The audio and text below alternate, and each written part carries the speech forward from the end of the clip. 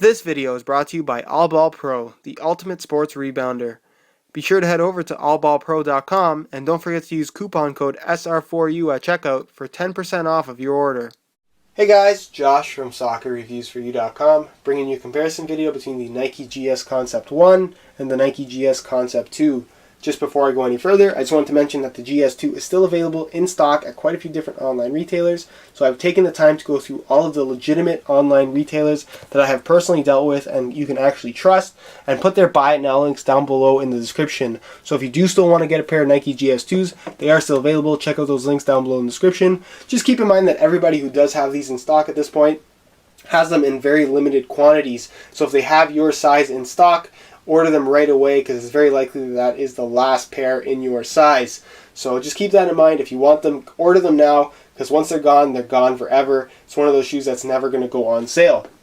As far as comparing both of these shoes are concerned, obviously everybody knows what the major differences are as far as the colorway and the inclusion of ACC on the Nike GS2, but there are some very minor differences between both of these shoes that you may not have known and you really couldn't tell unless you had both of these shoes in hand to look at them side by side in person. And I've kind of looked at them pretty closely now and I have a pretty good idea of what the very slight differences are that I thought you guys would be interested in seeing, so I'm going to make this video today, so just stay tuned and we'll go through all of the very small differences between both of these shoes. As far as what the concept behind the Nike GS or the Green Speed is concerned, basically Nike wanted to produce a very high performing shoe, very lightweight, very responsive, while still maintaining a very green standpoint around the shoe. No shoe has ever been kind of designed with this aspect of being as environmentally friendly as possible in mind. So basically it uses very unique, environmentally friendly, renewable materials in the actual makeup of the shoe, and also the manufacturing process is very green as well. So if you want all the details as to kind of the rundown on both of these shoes, I'll leave the annotations to the unboxing videos for both of these guys and you get all the details that you need there. But that's pretty much it as far as the Green Speed is concerned, and we'll move on to comparing the two. The very first difference I wanted to point out between the two shoes is the packaging. This is something that I actually noticed on accident getting ready for this video, and I noticed that the GS1 box is a little bit lighter brown than the GS2 box. I'm not sure why that is, but I thought it was cool enough and worth mentioning in the video. As far as the box itself is concerned, it's pretty much exactly the same.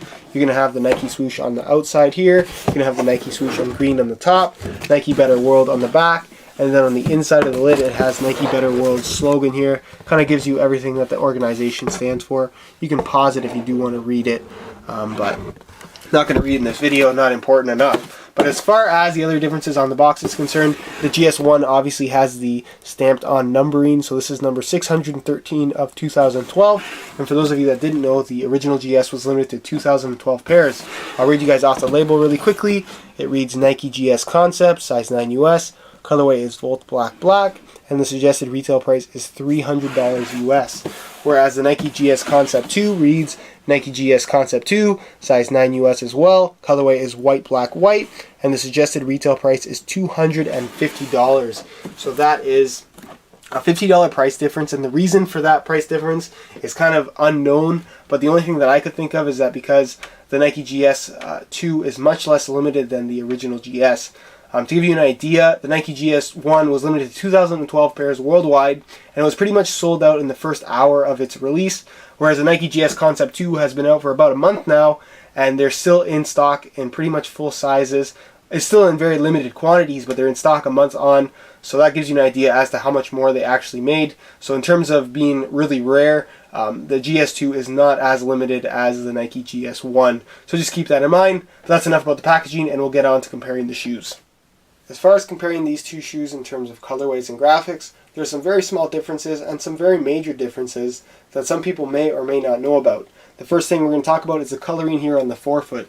The GS1 features this very bright Volt Yellow, Volt Green colorway that I thought suited the Nike Green Speed name very well, and people were generally a big fan of it. You can see you have the Nike swoosh in black as well. Whereas the GS2 featured a forefoot area in all white with the black Nike swoosh, which people liked also. It was again, the black and white is a classic colorway. You really can't go wrong here. But what a lot of people may not have noticed is the actual difference in the size of the two swooshes.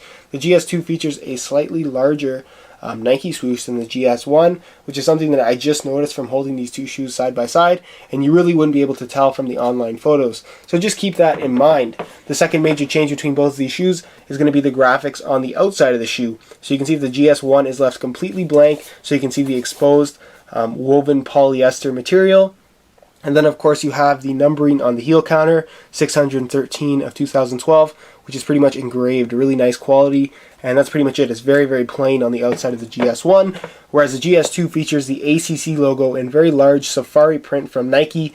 Very cool in my opinion. People are kind of mixed on this graphic on the side. Some people love it, some people hate it. I think it adds a little bit of a flair to what would have been a very boring shoe in just white and black.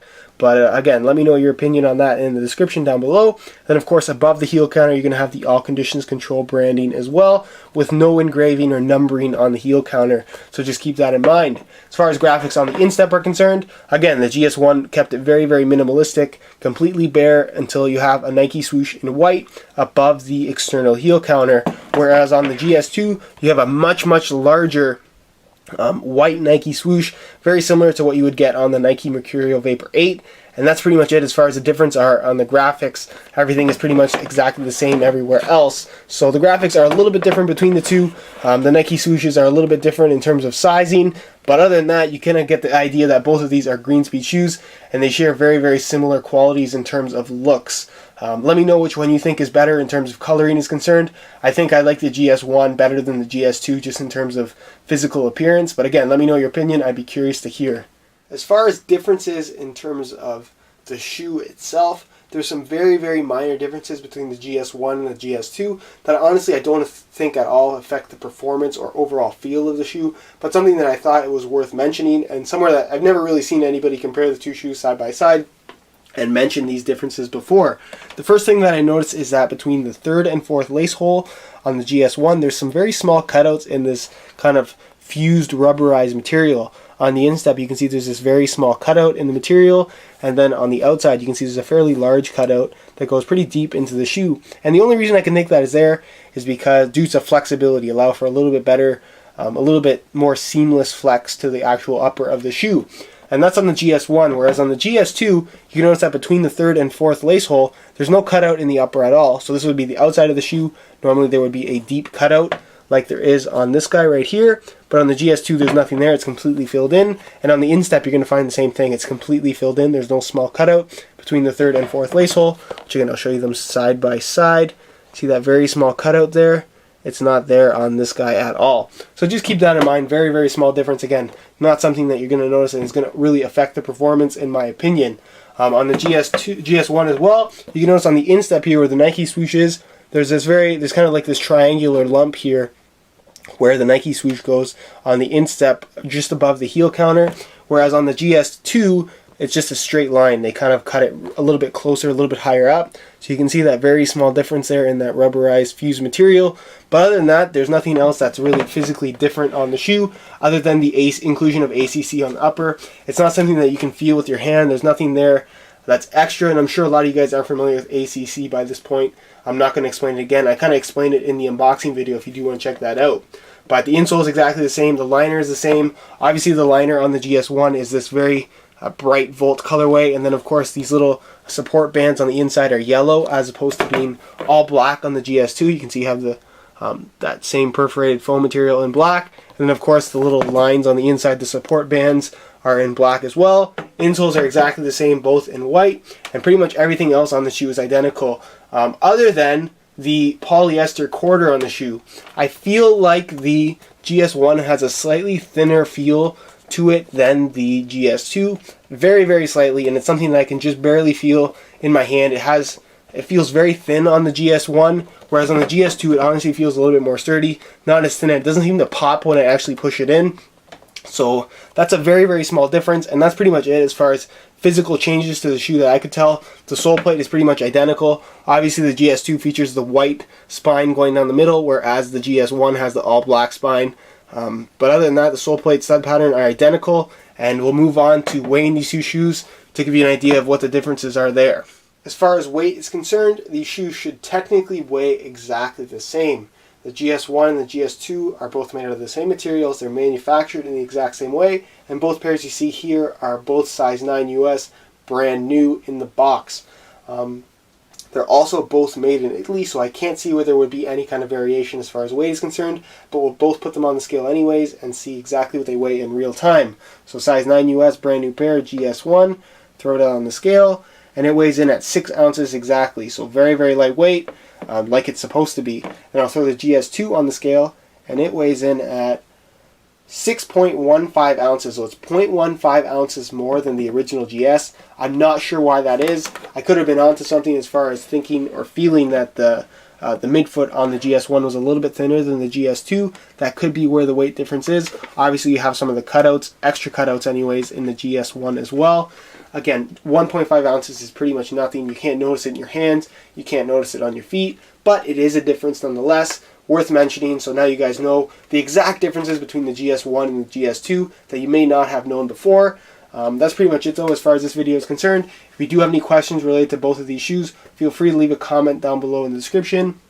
And if you could leave a like on the video, it would be greatly appreciated as well. Like I said, guys, if you want a pair of GS2s, they are still available. Check out those buy it now links in the description before they're gone. And if you would like to see more soccer equipment videos, as far as the latest and greatest as far as soccer shoes, soccer balls, or any kind of soccer equipment is concerned, feel free to hit that subscribe button if you haven't subscribed already. And other than that, guys, I hope you enjoyed the video, and thanks for watching.